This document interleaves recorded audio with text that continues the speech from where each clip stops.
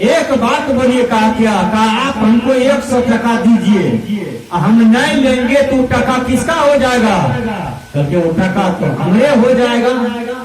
कहा उसी प्रकार हमारी सास हमको 1 लाख की गाली देती है, हम लेवे नहीं करते हैं 1 लाख वाला गाली, वो किसका रह जाएगा?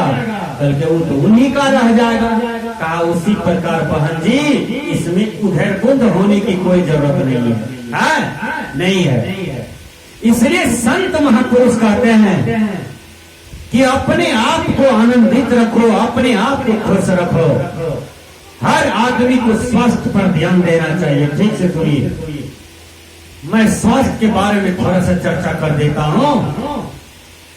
हर आदमी स्वास्थ्य सही रखें, भोजन ठीक करें, ज्यादातर रोटी का सेवन करें, ज्यादातर दूध का सेवन करें, ज्यादातर फल खाएं, हरी हरी साग सब्जियां खाएं, दाल खाएं।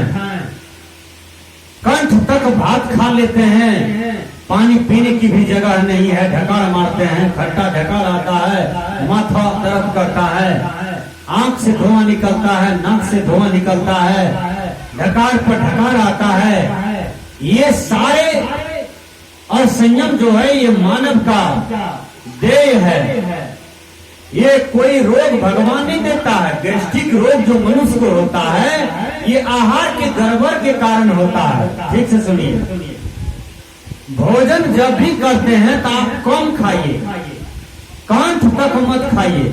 बहुत आदमी भोज खाने जाते हैं तो 56 पूरी खाते हैं, ठोस ठोस के खाते हैं।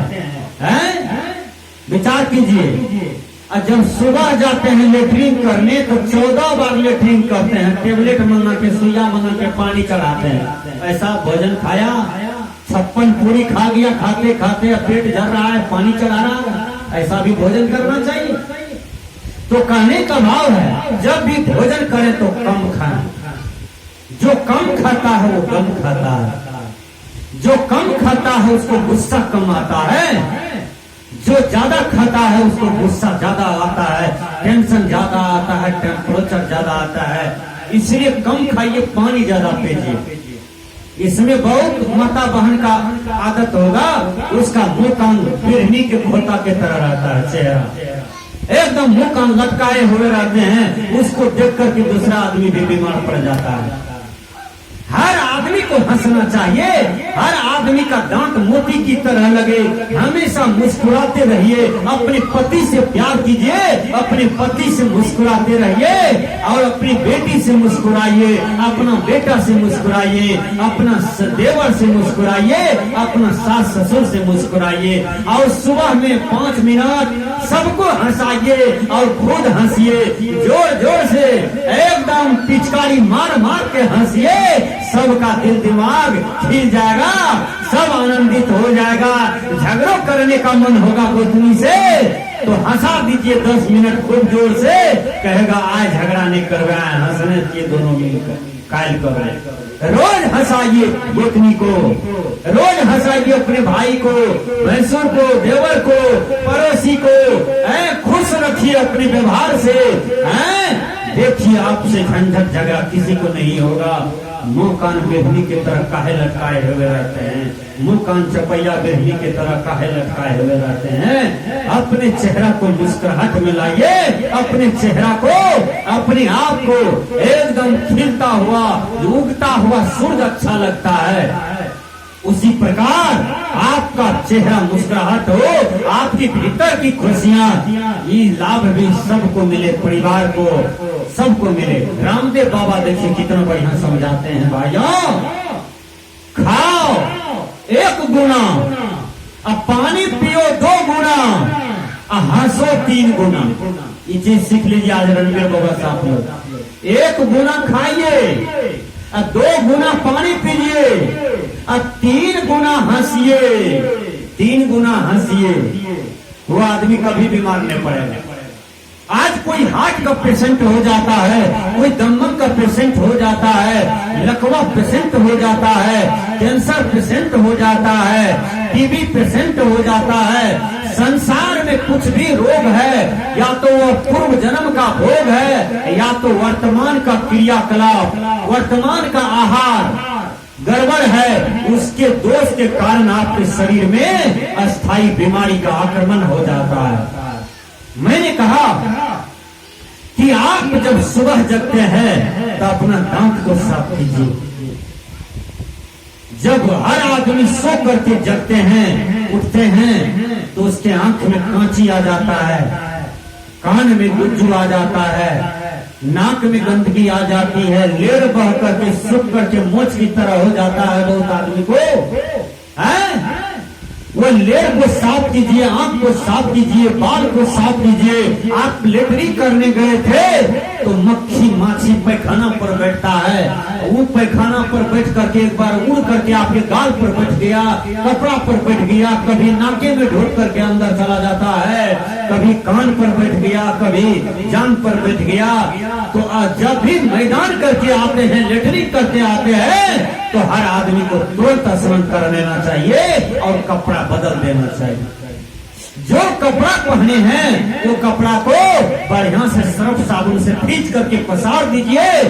आपका कपड़ा साफ रहेगा, पड़ोसी भी देखेगा, कहेगा देखो कितना कपड़ा साफ सुथरा रहता है, फलमा दीदी का, फलमा दादी का, फलमा पीसा का, फलमा बड़ा पप्पा का कपड़ा कितना साफ है। जिसका कपड़ा साफ है उसका मन भी साफ रहता है, जिसका मन साफ है उसका तन भी साफ रहता है, उसका अंदर भी साफ रहता है। ये देखिए हमारे साहब का कपड़ा कितना साफ है, मास्टर साहब का कपड़ा कितना साफ है, और आप लोग का भी कपड़ा कितना साफ है, मन तन मन कितना साफ है। जो मैले कुचले रहते हो, एक आदमी ने मुझे बैठने के लिए चौकी पर दिया और उसका गद्दा बेडशीट बहुत महक रहा था। मैंने कहा भैया दूसरा नया वाला बेडशीट बिछा, वो भी बिछाया फिर भी महक रहा था। मैंने कहा अंदर में कुछ गड़बड़ है, और जब अंदर मैंने गद्दा को निकलवाया तो गद्दा में 1 किलो धूरा होगा, यानी 1 किलो बालू था, मट्टी था, कभी उसको झाड़ता नहीं होगा, उसमें बहुत मट्टी गर्दा था। मैंने कहा मेरे सामने में झाड़ो, तुम एक बांस हटो और उस गद्दे को झाड़ो। जब गद्दे को झाड़ा गया तो इतना बालू से निकला, मट्टी निकला, और विचार कीजिए वो कैसा मैले कुचले वाला संस्कारी कुसंस्कारी आदमी है जिसको खिलौना संस्कार अच्छा लगता है। बताइए, एक रोज हम भोजन में बैठे हैं और बड़े घराने की बात कहता हूँ, किसको कहते हैं, चिक्कन माँ, चिक्कन नारी, चिक्कन बहू, चिक्कन बेटी। वही चिक्कन वाला परिवार में हम भोजन करने बैठे तो भिंडी की भुजिया दिया, भिंडी की भुजिया दिया तो उसमें से पिल्लू निकला, पिल्लू भी भुजा गया। मैंने कहा ये भुजिया किसने बनाए हो? तो उसकी बच्चिया आई, कहा बाबा हम बनाए। मैंने कहा ये दो पिल्लू भूज करके मेरे सामने में रख दिए हो, ये पिल्लू खाए कि हम भिंडी का भुजिया खाए? पिल्लू को देखा तो सबको घिन हुआ, लेकिन विचार कीजिए वो भिंडी जिस समय सुधारती होगी, जिस समय बैठी पर भिंडी को काटती होगी, उस समय वो ध्यान नहीं दिया होगा, और पिल्लू को भी, उजरा उजरा पिल्लू होता है, उसको भी उसमें दे दिया होगा, धोया भी नहीं होगा, तेल में दे दिया होगा, उसको छान करके और हमारी थाली में रख दिया। तो विचार करना, आपका एक एक कर्म हो, एक एक चीजें हो, एक एक लूण ढंग हो, कला हो, तो वह बिल्कुल साफ हो, सुथरा हो, सुसंस्कृत हो, अच्छा हो। ये जीने की कला मैं बता रहा हूँ। तो सुबह जगिए, उस समय स्नान कर लीजिए, ध्यान में बैठ जाइए। सबको ध्यान में बैठने के लिए कहिए, 10 मिनट 20 मिनट ध्यान में बैठिए, अपने स्वरूप का चिंतन कीजिए। क्या चिंतन करना है? जब ध्यान में बैठते हैं तो उस समय एक मंत्र का जाप करना है। वो क्या है? सद्गुरु शरण, सद्गुरु शरण, जय गुरु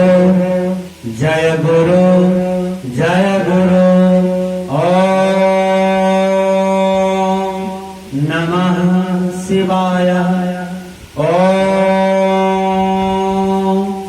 श्री ओम परमात्मे नमः। जब ध्यान में बैठते हैं, जो भी मंत्र मिला है गुरु के द्वारा, उस समय आंखें बंद करके उस मंत्र को जाप कीजिए। जाप करते करते आपको अपना स्वरूप का बोध होगा, निज स्वरूप का बोध होगा, आत्मा का बोध होगा, आत्मा का ठिकान मिलेगा, आत्मा का अनुभव होगा। आप क्या हैं, आप कैसे आत्मा हैं, इसका अनुभव होगा।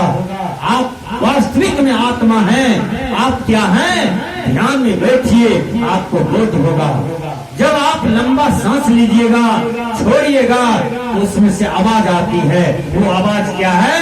अहम शुद्ध चैतन्य ज्ञान स्वरूपम अजरहम अमरहम अखंडम यनोपम सोहम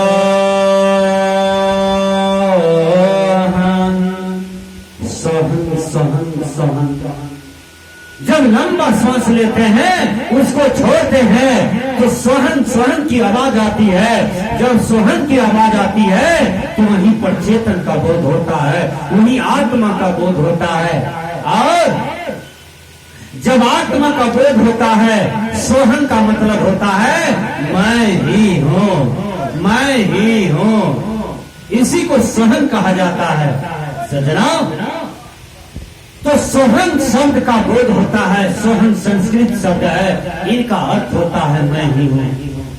हमारे कहने का भाव है, ध्यान में बैठते हैं, ध्यान से जब उठिए तो तुरंत अपनी अपनी दैनिक कार्य में लग जाइए।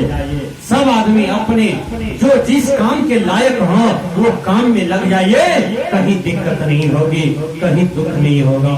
और परिवार में प्रेम बना के रखिए, संपत्ति कमाइए, धनवान बनिए, विद्वान बनिए, गुणवान बनिए, पहलवान बनिए, सब ठीक है, लेकिन परिवार में प्रेम बना करके रखिए।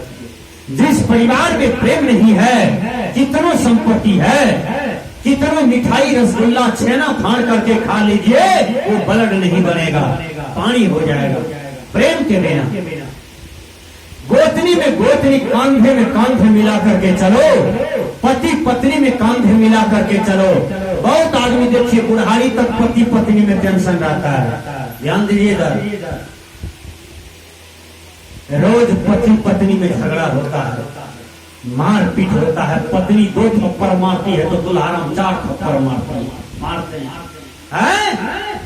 विचार कीजिए, गुस्सा बर्दाश्त नहीं हुआ, बाल्टी ने उठा के फेंक दिया है। गुस्सा बर्दाश्त नहीं हुआ, ईंटें उठा करके फेंक दिया। गुस्सा बर्दाश्त नहीं हुआ, लाठी डंडा उठा के फेंकने लगा। घर का सामान सब फेंक करके खत्म कर देता है, राय क्षति कर देता है।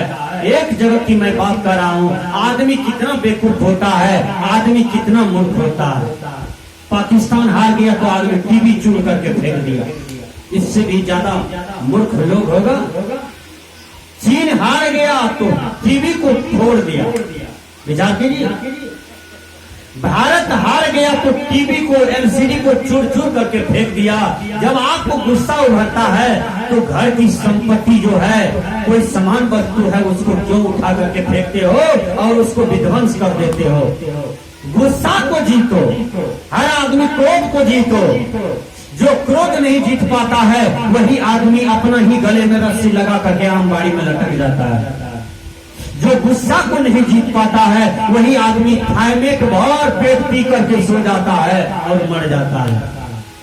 जो गुस्सा को नहीं पचा पाता है, वो जहर खा करके मर जाता है। इसलिए हर आदमी को गुस्सा जीतना चाहिए।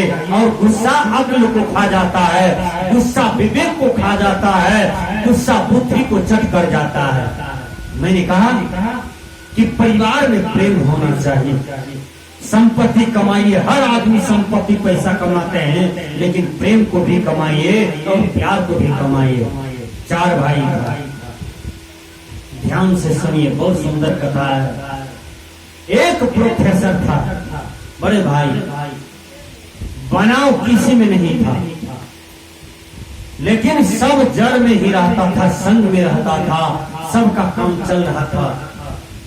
प्रोफेसर आया, भोजन किया, चला गया कॉलेज, किसी को नहीं टोका, गाल में फुलाए रहता है। प्रोफेसरी जो थी उसकी पत्नी, वो खाना बना करके भर पेट खा लेती थी और पलंग तोड़ते रहते थे। पलंग देखिए, यानी पलंग पर सोए हुए रहते थे, टीवी देखते रहते थे। और विचार कीजिए, मझला भाई भी बिजनेस करके आया, वो भी किसी को नहीं टोके, भोजन किए, फिर बिजनेस पर चला गया, गाल को फुलाए रहते। मझला भाई फल का काम करते थे, वो भी फल को इधर उधर करके आया, वो भी किसी को नहीं टोका, गाल को फुलाए हुए हैं। छोटका आया, वो भी गाल में फुलाए हुए हैं, वो खेती का काम करते थे, वो भी किसी को नहीं टोके, गुतनी में भी बनाओ नहीं और भयारी में भी बनाओ नहीं। और एक आदमी कहता है मैं अपने भाई को कभी नहीं टोकूंगा, भाई जैसा दुश्मन संसार में कोई नहीं। विचार कीजिए सज्जनों, वही चारों भाई एक दिन सत्संग में बैठ गया और एक महात्मा राम और भरत का प्रसंग सुना दिया, तो वही चारों भाई खूब रोता है। और उस दिन से चारों भाई गला में गला मिलते हुए आया, कहा भैया संपत्ति तो हम लोग बहुत कमा लिए बिजनेस करके, सर्विस करके, इधर उधर करके, लेकिन हम लोग में एक ही कमी था, केवल प्रेम का। और महात्मा ने कहा, पोथी पड़ी पड़ी जगमुआ, पंडित भया न कोई, ढाई आखर प्रेम का, पढ़े सो पंडित होए। महात्मा जी कहते हैं कि देखो, पोथी पढ़ने से कोई पंडित नहीं होता, संस्कृत पढ़ लेने से कोई पंडित नहीं होता। पंडित वो होता है जो प्रेम को पढ़ लेता है, अपने जीवन को प्रेम उतार लेता है और सबको प्रेम देता है, वो पंडित हो जाता है। वो चारों भाई ने कहा कि आज से हम चारों भाई गले में गले मिला करके चलेंगे और पैसा संपत्ति पर ज्यादा ध्यान नहीं देंगे, ध्यान ज्यादा देना है प्रेम पर। उस दिन से प्रेम पर ध्यान दे दिया और प्रेम मार्ग को निभा करके उन चारों भाई दुनिया से गया। और चारों गोतनी जो था, चारों बहन के तरह जीवन जीने लगी, गला में गला मिल करके। चारों गोतनी एक ही थाली में बैठ करके भोजन करती थी। वो गोतनी की कितनी विशेषता है, कितनी महानता है कि चारों एक ही थाली में बैठ करके भोजन करती थी।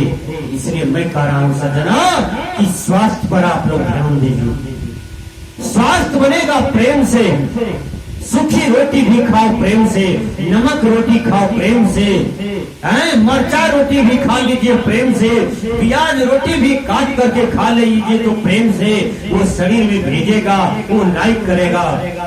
कोई रसगुल्ला खिला दे भर पेट, एक को बात बोल दे, गलत वाणी बोल दे, तो रसगुल्ला नहीं पचेगा, उल्टी हो जाएगी। विचार कीजिए। इसलिए अपनी वाणी को ठीक करना है, अपने प्रेम मार्ग को ठीक करना है। हमेशा याद रखिए, हर आदमी में कमजोरी होता है।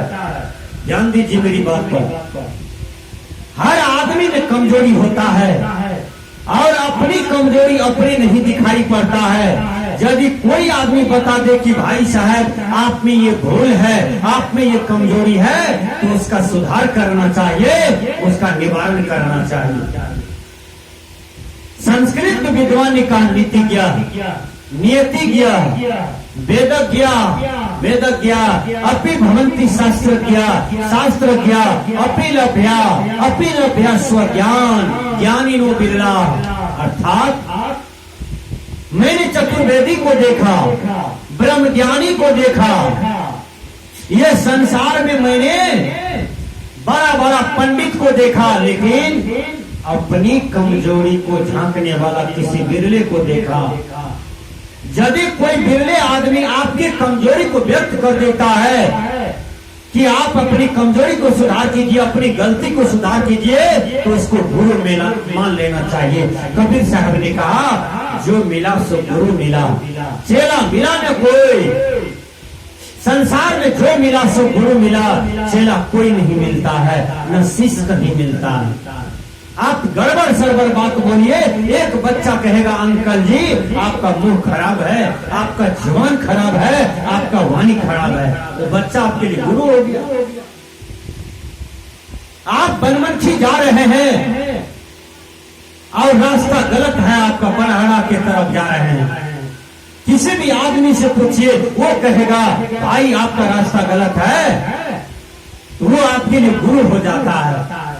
आपकी कमजोरी को जो आदमी बता दे वो आपके लिए गुरु हो जाता है। इसलिए जो मिला सो गुरु मिला। कबीर साहब ने कहा संसार में सब मानव गुरु है और मैं ही चेला हूं, ये बात कबीर साहब ने कहा।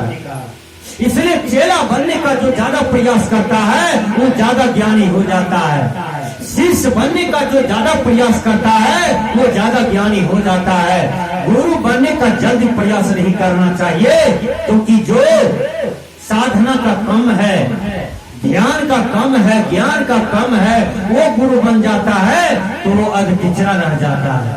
इसलिए अधकिचरा गुरु से कभी कल्याण नहीं होता है। यदि कल्याण होगो करेगा तो बढ़िया गुरु से जीव का कल्याण होता है। मैंने कहा